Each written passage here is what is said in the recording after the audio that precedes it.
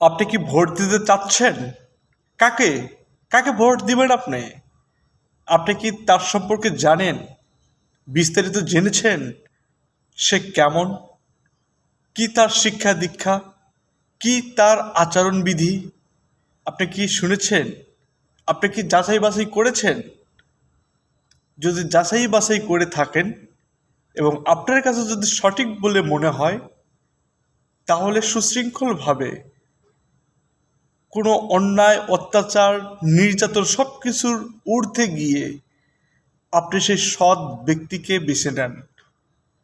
একজন সৎ ব্যক্তি সেই জায়গায় যদি আপনারা বসাতে পারেন, তবে এলাকা এবং আপনাদের সকলের উন্নয়ন ঘটবে অবশ্যই। এটা 100%। সকল বিশৃঙ্খলা থেকে দূরে থাকুন, অন্যায় অত্যাচার থেকে দূরে সরে আসুন।